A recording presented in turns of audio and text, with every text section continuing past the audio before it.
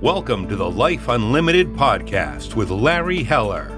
You deserve complete financial advice so you can confidently live your life your way for life. Now, let's get into this week's podcast episode. Hello and welcome to Life Unlimited with Larry Heller from Heller Wealth Management. I'm Larry's producer, Eric, and I'm here to learn along with you, the audience. Larry, how are you?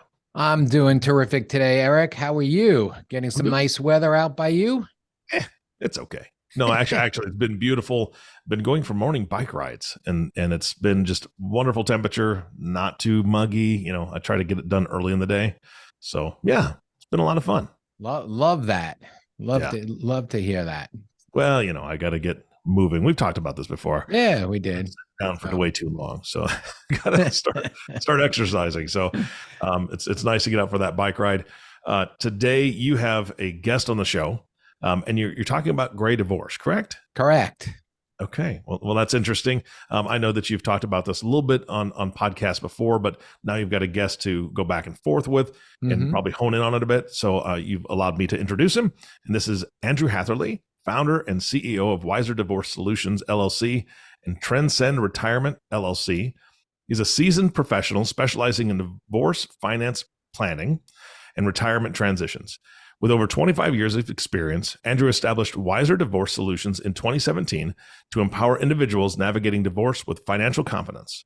Through the Gray Divorce podcast and the Wiser Divorce workshop, he offers comprehensive guidance on the legal, financial, and emotional dimensions of divorce, which a lot of that last sentence there, Larry, you've covered before because divorce is emotional. You've had some other special guests on the show. You've covered this quite a bit. So I'm excited to hear the conversation you guys are having today. I'm looking forward to it. We both play in the gray divorce market, so it's always great to have another professional on to chat with. All right, fantastic. I'm looking forward to the conversation. And today's guest, Andrew, thank you for joining us. Pleasure to have you on. Pleasure to be here, Larry. So before we actually get into the divorce planning, you're located where?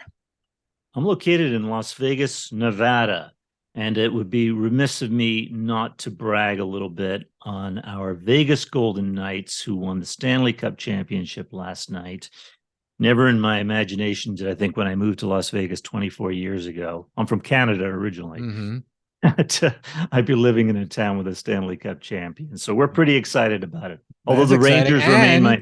What's that? And you're getting a new baseball team. So yeah. So you'll have to get into baseball as well as hockey. I got my limits. Yeah. So I mean, we'll talk today, but obviously some of the legal ramifications, we're in New York. Some of the legal ramifications vary by state. So I just want to let our listening audience know that before we get started. So, but why don't we kind of start at the beginning, Andrew? What led you to divorce financial planning? Well, it's not an unusual answer. It was my own divorce. And being a financial advisor I was a financial advisor for about 15 years when I went through my divorce at age 52. And I was woefully unprepared for the process, which was kind of embarrassing because divorce is usually the largest financial transaction in your life. And of course, we don't prepare for it. So I kind of let myself off the hook a little bit there.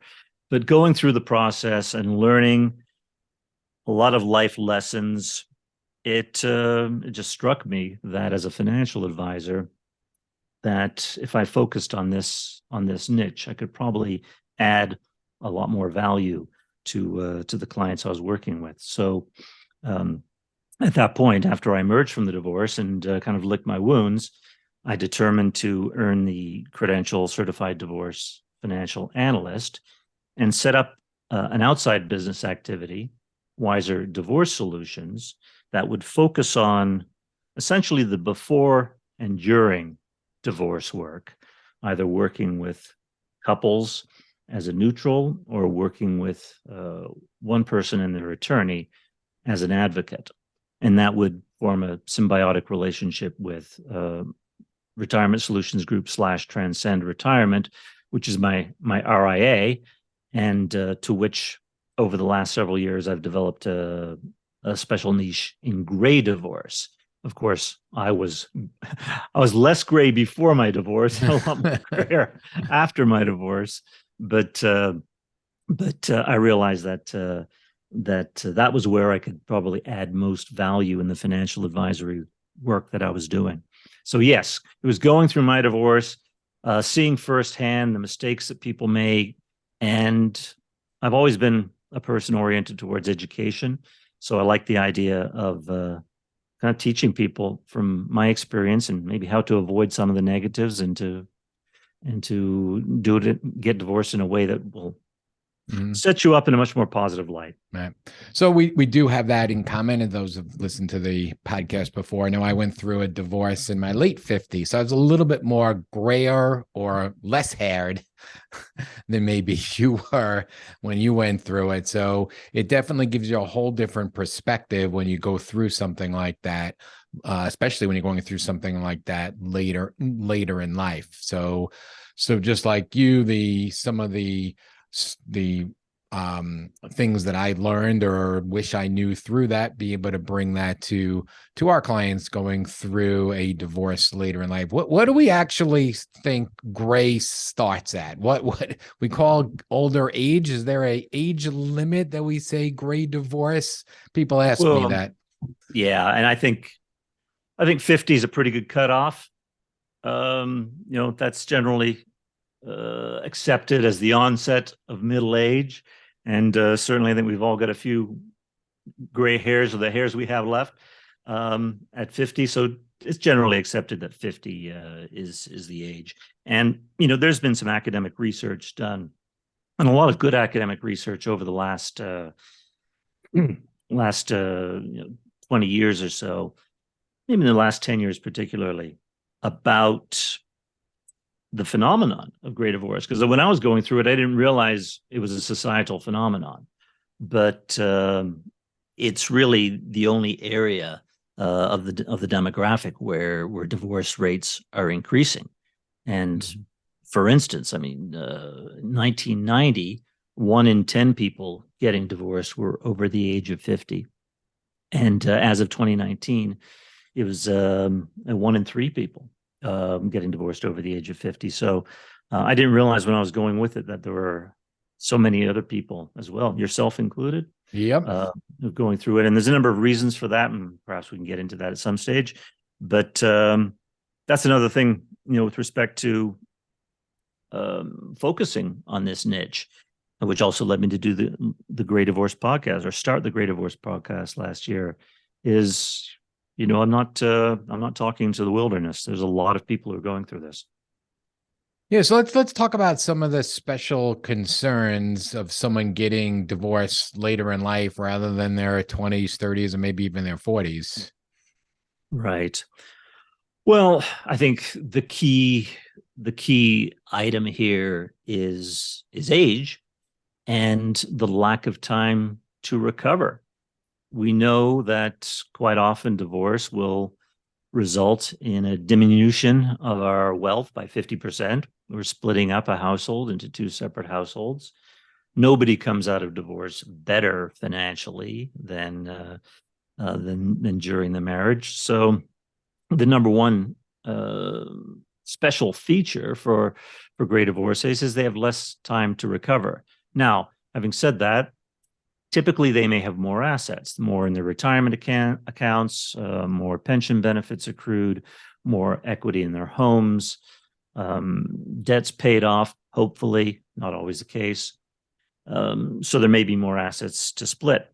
But because of that time factor, it makes the situation so important that you get it right, and that your head be in a good place when you're going through divorce, and be educated into the various options for getting divorced. So obviously age, the principal thing. The other thing is spousal support. It's less likely that it's going to continue as long, particularly if a person is retired and not bringing in as much income. So it's important to get the splitting of the assets done correctly. The house is obviously a very important issue because there tends to be more equity in the house. But how is the person going to be paid off? These are considerations that come into play. Yeah, I mean, the house is always, whether no matter what age, the house has both the equity component and the financial component, especially someone in the gray divorce side that might have been living there a long time and doesn't want to leave and start all over again, even though maybe their children are already out of the house. I find that becomes a very interesting issue there. But like you said, the biggest issue is really determining people thinking about retirement as on the same essence of going through a divorce. And that's where we come into play so often, is being able to show somebody it's either going to work, how long you have to work for, what would be your standard of living after this. Hopefully, in an ideal situation, great divorce, both spouses are able to see the light at the end of the tunnel and know they're going to be fine. So that's the best case scenario. So getting that peace of mind, I find being able to show that sometimes even helps in negotiating a settlement. For sure. And you raise a couple of important points there, Larry. First of all, attorneys aren't financial planners. When they're working to craft a property settlement with their clients, essentially it's about splitting everything in two, and then they're out of there. They're gone. Mm-hmm. When I work with attorneys as an advocate, or when I work with divorcing couples as a financial neutral, I always take a 20-year forward approach when it comes to the settlement. Does it put the parties on a reasonable financial foundation for their life going forward? Now, part of that financial foundation may involve some financial support to further one's education, to be able to earn more, to get advanced designations even later in life. Fortunately, people are living much longer, and they're able to do that. And of course, living longer is contributing to gray divorce as well. So that's a component that I think I bring to the divorce process. And I should say at the outset, I am not an attorney, and I do not offer legal advice. I do divorce workshops that folk that have a good concentration on legal matters, but I have a qualified family law attorney there to present on that. But the point you make about retirement, there's all sorts of emotional and psychological components involved here as well. Beyond just the making sure or attempting to clarify that people are in a good financial foundation for the rest of their life, obviously not better than they were, but that they can rebuild, is our whole approach to retirement itself. And I'm sure you're aware of changing approaches to retirement. I know there's a great book out there. Mitch Anthony's done some good work with his book, The New Retirementality. And, I'm seeing it a lot, not only with my clients, but with myself. Because when you're going through divorce and your net worth's being cut in half or dropping severely, your retirement plans are likely to need rethinking.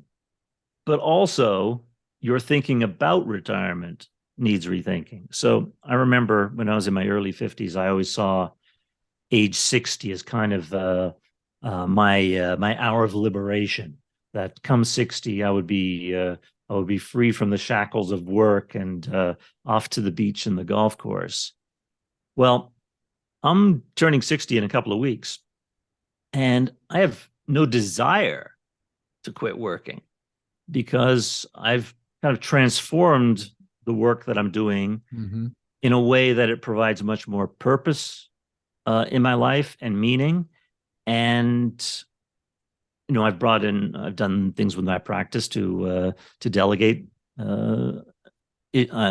tasks as well. But my thinking about retirement has changed. And if I can take more time off during the year, but be more productive during my work time, then work is not a quote unquote 4-letter word for me anymore. And I think a lot of people are starting to feel that way about retirement, irrespective of whether they've been divorced or not. But getting divorced really brought the issue home to me and caused me to kind of rethink my approach to retirement. And I know the financial services industry would have us think of magic numbers to arrive at. No, I think if we're enjoying what we're doing, we're probably going to live happier, healthier, and better off financially because we're still bringing in an income.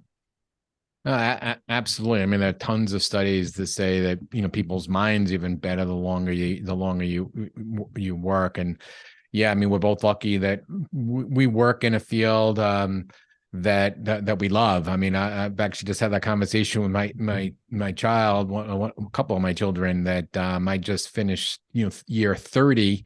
I was a CPA beforehand, and I don't feel like I worked a day in my life. So this is part of what I do, and being able to create a lifestyle around that is, you know, so critical. So, you know, having those conversations with people going through divorce, not everyone is in that position. Can they get in that position where they can figure out their purpose that you just mentioned, or what makes them happy? And sometimes there is a silver lining on the other side. So, well, no, definitely. And you know, when I do my workshops, the one idea that I always want people to take with them is not a legal idea, is not a financial idea. It's just a psychological idea that there is life after divorce, and it's going to involve parties pushing the reset button. But it's also going to involve coming to a better understanding of who we are. And I like to incorporate a lot of positive psychology thinking into my financial advisory practice with my divorce clients and my clients who may be going through other transitions, thinking about retirement, dealing with widowhood. You know, it helps to get a better understanding. Before we can say, you know, follow our passion, follow our bliss, we really need to have a better understanding of who we are as people. So I always encourage, you know, and I have these conversations with friends, colleagues. There are a number of tools of positive psychology, whether it's a Big 5 personality test or the VIA Strengths Finder, you know, to learn more about yourself and what you're good at, and then try and channel what you're good at, try and do more of that in your work, and try and be a little bit more outward focused, because a lot of depression is brought about. I'm not a psychologist, but I've read enough and experienced enough to know that a lot of depression is brought about by being kind of into yourself so much. But if you can make your work more purposeful and put the best version of yourself out there in the world, ultimately you're going to feel better and you're going to be a more productive member of society. Absolutely. So true. Let's just switch gears for a second, because you mentioned something a little while ago that I kind of want to bring up. And that's, you know, when someone's going through a divorce, working with the attorney. And one of the things that I've come across, that for whatever reason, most attorneys either don't think about bringing a CDFA in or a financial advisor in during the process, or are reluctant to. They may think that some of their services are being taken away. The ones that really get it and understand for their clients that there's so much benefit for bringing somebody in with those credentials. Do you come across that a lot? Well, certainly I do come across that, and you know, life's too short, in my estimation, to try to turn 30, 40 years of an attorney's habits around. I think you can plant a seed, and if the seed doesn't sprout, you know, there's fertile ground everywhere else or in other places. I just came up with that metaphor. So there are attorneys who are more settlement-minded and more open-minded. Those are the people I want to work with. Attorneys who are more likely to work with mediation. You know, I don't want to work with attorneys who are part of what I call the divorce industrial complex, who need to string a case along for 9 months, or maybe not need, but are okay seeing a case string along for 9 months, when really it could have been settled in a couple of months. The shark type attorney. It's just, I don't see the point of trying to work with people like that. Life's too short. You want to work with people who do get it. And so there are quite a few attorneys out there practicing mediation, practicing collaborative divorce. I'm now a member of what's called the Amicable Divorce Network, and that has a number of attorneys committed to a more amicable type of divorce. So these type of people are interested in some of the concepts that we've been discussing. The idea of building a life after divorce, and helping people, not just being there to split the assets in two, but concern for their clients that they're on a solid foundation after divorce. And they're also the types of attorneys who don't have a God complex, who know they don't know everything about everything. And, I've seen enough mistakes done by attorneys in the financial aspects of divorce to know that they need us. Some attorneys are obviously more savvier than others when it comes to financial matters, but they can bring us in. And I've got a couple of relationships with attorneys, and they'll essentially delegate the financial work to me. I'll put together the balance sheets and the budgets, which are useful for their analysis and discussions with the counterparty. And I'll do it at half the hourly rate that they will. And so they can actually pitch me to their clients as, I want to bring Andrew in to help with the financials. I'm not an expert in that, and he does it at half the rate. So essentially you're getting two for less than the price of one. So if you can find a good attorney, and they're not they're not so readily pluckable from trees, but there are people out there to whom that makes a lot of sense, and they want to. So I was actually just going to go there and saying, what do you offer for somebody that's going through this divorce? And is it mostly representing one of the parties or a neutral? So you're actually just doing the balance sheet or the financial work. What about some of the forensic work? I'm guessing you outsource that? Increasingly, yes. Life is short, and I don't want to be mired in spreadsheets. So I would outsource that. Right. So for the audience listening, what I mean by forensic, if somebody owns a business and we need to get a value of the business, and bringing somebody in who's an expert in that particular area, but kind of being the quarterback and just getting the whole balance sheet and all that. So is it mostly as representing one side, or as a neutral party? It's a mixture. Probably when I started out, there was a little bit more neutral work, and then it became more advocacy work, and now it seems to be tilting a little bit back to neutral work. And when I say neutral work, essentially what happens is a husband or a wife will reach out to me after having found me on the internet or been referred to me, and they'll say, my husband and I don't have a lot in assets. We don't want to spend a lot on attorneys. We are still talking, and we want to be talking for the sake of our children, 6 months, 6 years down the road. Can you help us? And so I'll speak to the other party and make sure they understand what neutral mediation is all about, and how we need to be working in a spirit of openness and flexibility and respect and cooperation.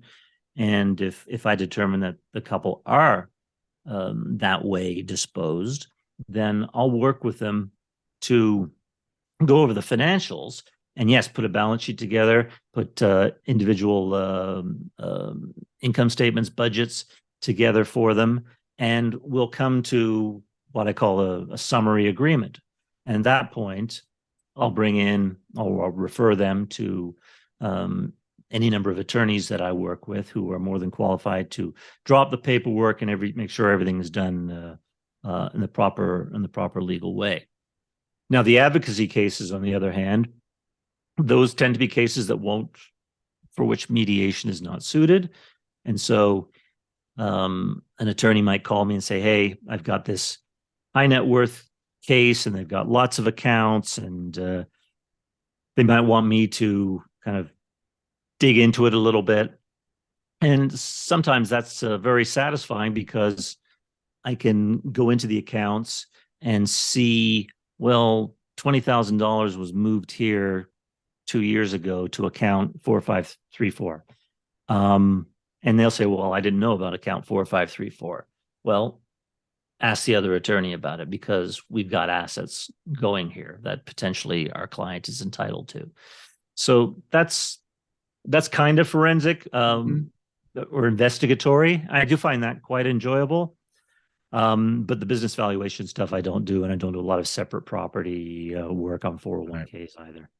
So one final question is, so when you give away some of the key pieces of advice you would give someone going or dealing with a divorce, maybe even someone dealing with a divorce later in life? I think the most important thing by far is to get educated about the process as soon as possible. This was my fatal flaw in my divorce, and we ended up going through 9 months of the divorce with attorneys on either side, and it was very expensive and it was emotionally draining. But part of that was because we weren't aware of alternative dispute resolution processes like mediation, collaborative, and amicable divorce. So there's a lot of education out there. There are various workshops in many cities, and increasingly more CDFAs who are giving workshops, attorneys. So get educated, because this can work to your benefit psychologically as well. Because I remember being told when I was going through my divorce, well, you're going to have to pay spousal support for the rest of your life. And I was only 52. And for a moment there, I didn't know, am I? No, that wasn't going to happen. But it certainly caused me a lot of anxiety. Getting educated will alleviate a lot of that anxiety. And, as I said earlier, this is likely the largest financial transaction in our lives. And it's done at a time when emotions are frayed and we're not at our best. In fact, there's a saying in the legal world that the criminal justice system sees bad people on their best behavior. And we've all seen, gangsters going into court with tattoos on their face, but they've got a suit and tie on, and there's a yes sir, no sir to the judge. But the divorce process sees good, normal people, quote unquote, typically on bad behavior or their worst behavior. And I think a lot of people who've gone through divorce would look back on it and think that wasn't my finest hour. So getting educated means, going online, going to workshops, bring in other professionals. It's going to save you a lot of money. If there's a house issue, bring in a certified divorce lending practitioner, because they're not going to get paid. There's no fees to pay them, during the process. They can't get paid during the process. So if they ultimately do some refinancing work for your mortgage work, they would, but they're not going to be an extra cost, but they can be a great deal extra value. Get a therapist. A therapist might be $125, $150 an hour, depending where you are. But you go to an attorney's office, they've all got these round tables with boxes of tissues on them. Don't be paying an attorney $400 an hour to cry in their office. Go to a professional therapist. Divorce financial advisors, such as ourselves, who've been through the process, even if it's only for a half-hour consultation, and I'll do a free half-hour consultation for people as kind of my pro bono giving back, just to help people get on the right track or find the right professionals to work with. But preparation, collect all your financial documents. If you want to keep costs down, don't go into an attorney's office with 3 shoe boxes. Put your own spreadsheets together, or with the help of a divorce financial analyst who charges typically half or a third of what an attorney have them help you put your financials together. You're saving time and money with the attorney, and you're also making their life a lot easier if an attorney's involved, for which they'll be grateful, and they'll be better able to focus on the relevant matters of your case. Great. A lot of great information for somebody going through a divorce or a gray divorce. So if anyone wants to reach out to you, Andrew, where can they contact you? Sure. The best way to reach me, Larry, is through my 2 websites. I would say if you're in the before or during divorce stage, you can find me at wiserdivorcesolutions.com or Andrew at wiserdivorcesolutions.com. If you're emerging from divorce and you kind of want to get your ducks in a row, and maybe you're not particularly savvy with respect to investments, or you need help with all the logistical issues after divorce, things like the quadros, where you're dividing 401ks or retirement plans, and doing work on the trust or updating your beneficiary, all that post-divorce financial planning work. That's transcendretirement.net. www.transcendretirement.net is my kind of RIA financial advising business. So, and all my contact information is on those two pages. I also encourage people to listen to the Gray Divorce podcast, and that's Gray with an A. Great. Thank you so much for joining us today. This was terrific. Thank you very much, Larry. I very much appreciate having the opportunity to speak with you. Andrew and Larry, this has been fantastic. Larry, this is definitely something you've covered a lot before, and you've helped so many families through situations like this. Let's give them your contact information so they can reach out to you if they have questions of you. Yeah, sure. So you can reach out. You could go to our website, hellowealthmanagement.com, and you can schedule a free 20-minute call with myself or one of the other financial planners here, or feel free to call the office at 631-248-3600. Perfect. Andrew, again, thank you so much. Larry, thank you for hosting the show. And our last thank you goes to you, listening audience. Thank you so much for tuning in and listening to the Life Unlimited podcast with Larry Heller. If you have not subscribed to the podcast yet, please click the subscribe now button below. This way, when Larry comes out with a new podcast, it'll show up directly on your listening device. And if you're watching this on YouTube, we'd appreciate a like and a follow there as well. We humbly ask you to share this podcast, rate it, and leave a review, as this actually does help others find the show. Again, thank you so much for listening today. For everyone at Heller Wealth Management, this is Eric Johnson reminding you to live your best day every day. And we'll see you next time.